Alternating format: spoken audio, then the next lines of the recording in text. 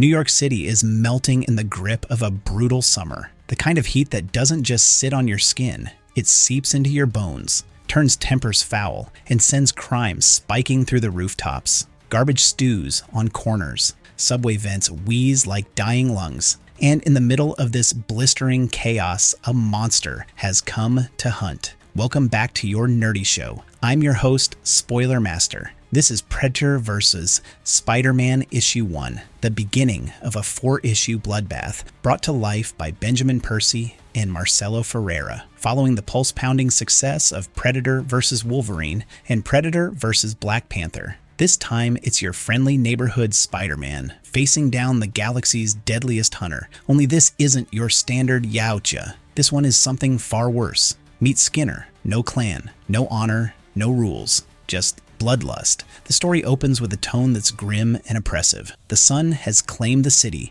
cooking everything it touches. People don't walk. They stagger through the streets, drenched in sweat, scowling at the light. Crime explodes as the heat frays the city's last nerves. Robberies, assaults, and murders run rampant, but one crime scene stands out as especially chilling, and not because of the temperature. We're introduced to Detective LaPearl as she arrives at a site where a body is strung up, flayed, and stripped of its humanity. The skin is missing, but so are more personal trophies: a jaw, a rib, a finger. This wasn't a random act of violence. This was surgical, ritualistic, personal. A forensic investigator nearby asks what it all means, and LaPearl answers with the kind of dread usually reserved for campfire horror stories. This Skinner is some kind of trophy hunter. But when more investigators arrive, LaPearl realizes something is off. She turns around to ask who she was just speaking with, and no one is there. That's when the truth hits. The forensic guy wasn't from the NYPD at all. It was Peter Parker, Spider-Man, undercover, snooping around the crime scene for clues of his own.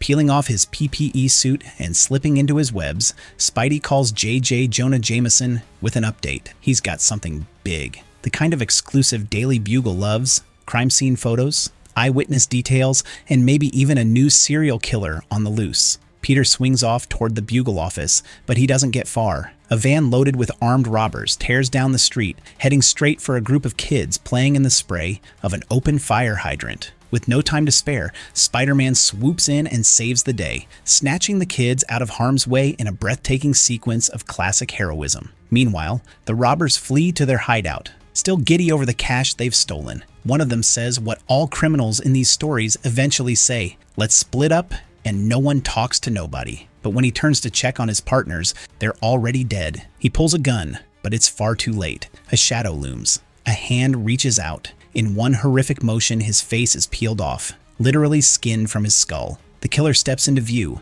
lifting the bloody flesh like a mask. This is our antagonist, Skinner, a predator unlike any seen before. No clan, no code, just carnage. Spider-Man eventually finds the robbers' hideout, now a slaughterhouse. The bodies are arranged in the same grotesque fashion as the earlier crime scene, and the moment Peter sees them, he realizes this isn't just a random spree. We're dealing with a serial killer, he says grimly. The heat continues to smother the city, a predator in its own right, choking life out of every apartment and alley. Power grids are strained. A C units gasp for breath, and Peter, still trying to act like a reporter, talks to Jameson about how to run the story responsibly. We want people to be more vigilant, not scared, he says. Then the blackout hits. Citywide darkness, no electricity, no traffic lights, no subway, just panic, chaos, fear. Mary Jane Watson, reading a book on a train, is caught in the middle of it. The lights die. The passengers freak out.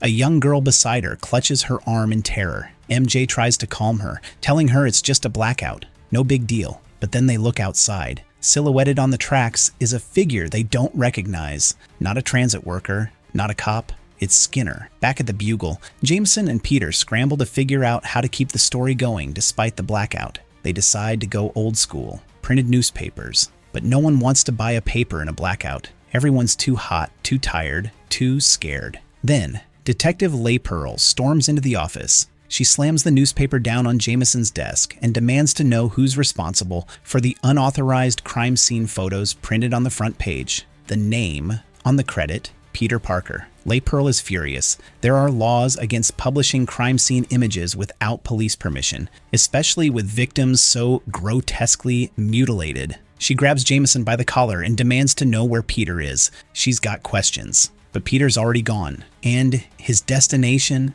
Mary Jane's apartment. He arrives to find her missing. Her book, the same one she was reading on the train, lies on the floor, splattered with blood. Elsewhere in the city, an old man tries selling newspapers with the Skinner story on the front page. "Don't be among the hunted," he shouts. "Read the Bugle." But as he rounds a corner, a group of thugs jumps him. They beat him down, try to rob him, and that's when a blur slices through the air. An arrow severs a hand. A shadowy shape drops from above. One robber is dead before he hits the ground. Craven, the hunter, steps forward. His voice, garbled, monstrous, echoes as he tells the old man to run. "Run back to your little nest, mouse." But before that, what was it you were saying about this predator? And that's where the issue ends. Skinner has arrived. The hunt is on, and no one, not Spider-Man, not the NYPD, not even Mary Jane, is safe. Our Nerdy Thoughts Predator says Spider-Man issue number 1 sets the stage for a dark, gory showdown that pushes Peter Parker into new territory. This isn't just a villain with a grand plan or a personal vendetta. This is an apex predator, someone who views humans and superheroes as prey. And unlike most villains Spidey's faced, Skinner doesn't talk, doesn't gloat, and doesn't run. He just kills. Benjamin Percy's writing captures the simmering paranoia of a city on edge, while Marcelo Ferreira's artwork gives the violence a visceral, haunting quality. Every panel crackles with tension from the shadowy depths of the subway to the sun-blasted streets above. This isn't the wisecracking Spider-Man from your childhood cartoons. This is Peter Parker in survival mode, a lone hero in a citywide blackout, trying to protect the people he loves from a creature that doesn't fear him, doesn't respect him, and absolutely does not care about his quips. And with MJ possibly captured and Skinner now fully revealed,